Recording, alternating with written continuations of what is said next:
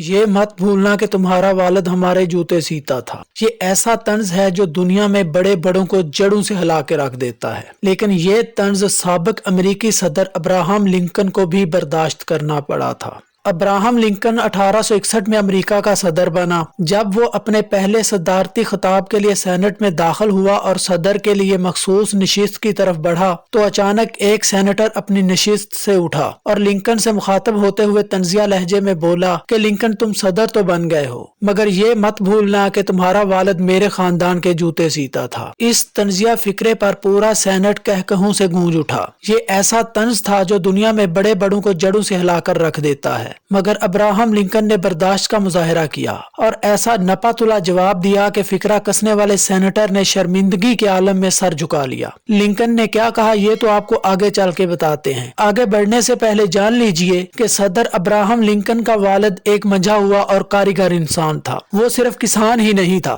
بلکہ جلاحہ بھی تھا اور موچی بھی تھا۔ وہ جوانی میں کارڈین کاؤنٹی کے امراء کے گھروں میں جاتا تھا اور ان کے خاندان کے جوتے سیا کرتا تھا۔ جب سن 1861 میں ابراہم لنکن امریکہ کا صدر بنا تو اس وقت امریکی سینٹ میں جاگیرداروں، تاجروں، صنعتکاروں اور سرمایہ داروں کا قبضہ تھا۔ یہ لوگ سینٹ میں اپنی کمیونٹی کے مفادات کے لیے کام کرتے تھے۔ چونکہ ابراہم لنکن کا تعلق لوور مڈل کلاس سے تھا، اس لیے محنت کش اور غریب عوام کے مسائل سے پوری طرح آگاہ تھا۔ یہی وجہ تھی کہ وہ ورکنگ کلاس کے حقوق کے لیے لڑ رہا تھا۔ ابراہم لنکن صدر بنا تو اس نے امریکہ میں غلامی کا خاتمہ کر دیا۔ اس نے ایک فرمان کے ذریعے باغی ریاستوں کے غلاموں کو آزاد کر کے فوج میں شامل کر لیا۔ امریکی اشرافیہ لنکن کی اصلاحات سے براہ راست متاثر ہو رہی تھی، چنانچہ یہ لوگ ابراہم لنکن کے خلاف اکٹھے ہو گئے۔ یہ ابراہم لنکن کی شہرت کو بھی نقصان پہنچاتے تھے اور اس کی کردار کشی کا بھی کوئی موقع ضائع نہیں کرتے تھے۔ سینٹ کے اجلاس میں عموماً ابراہم لنکن کا مذاق اڑانا ان لوگوں کا وتیرہ تھا، لیکن صدر لنکن کبھی اس مذاق پر دکھی نہیں ہوا تھا۔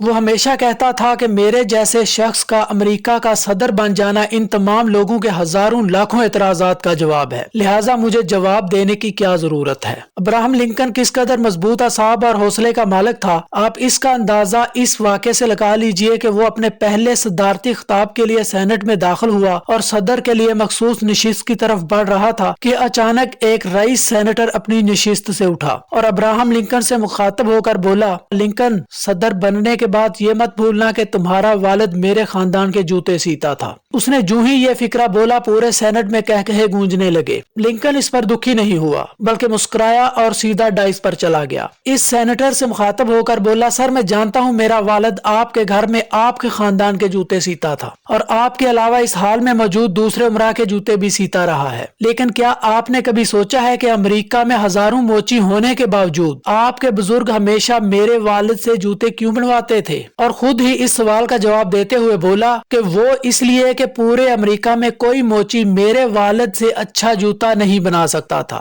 میرا والد ایک عظیم کاریگر تھا، وہ محض جوتے نہیں بناتا تھا بلکہ وہ ان جوتوں میں اپنی روح ڈال دیتا تھا۔ میرے والد کے پورے کیریئر میں کسی نے ان کے بنائے جوتے کی شکایت نہیں کی۔ آپ کو آج بھی میرے والد کا بنایا جوتا تنگ کرے تو میں حاضر ہوں، میں بھی جوتا بنانا جانتا ہوں، میں آپ کو اپنے ہاتھوں سے نیا جوتا بنا کر دوں گا، لیکن مجھے یقین ہے کہ آپ میں سے کوئی میرے والد کے کام کی شکایت نہیں کرے گا، کیونکہ پورے امریکہ میں میرے والد سے اچھا جوتا ساز کوئی نہیں تھا۔ وہ ایک عظیم فنکار، ایک جینیس اور ایک عظیم کاریگر تھا، اور مجھے اس عظیم موچی کا بیٹا ہونے پر فخر ہے۔ ابراہم لنکن نے تقریر ختم کی اور صدارت کی کرسی پر بیٹھ گیا۔ پورے ہال کو سانپ سونگ گیا۔ لنکن پر فکرہ کسنے والے سینیٹر نے شرمندگی کے عالم میں اپنا سر جھکا لیا، اور اس کے بعد کسی امریکی سیاست دان نے لنکن کو موچی کا بیٹا نہیں کہا۔ ناظرین، ہم لوگ عموماً اپنے ماضی سے گھبراتے ہیں کہ ہم ماضی میں غریب تھے۔ ہم بھول جاتے ہیں کہ ماضی سے جان چھڑانے کا واحد طریقہ حقائق کی روشنی کے سامنے کھڑا ہونا ہے۔ لنکن کی طرح حقیقت کے سامنے کھڑے ہو جائیں تو ہمارے ماضی کا سایہ ہمارے سامنے کھڑے لوگوں کو نظر نہیں آئے گا۔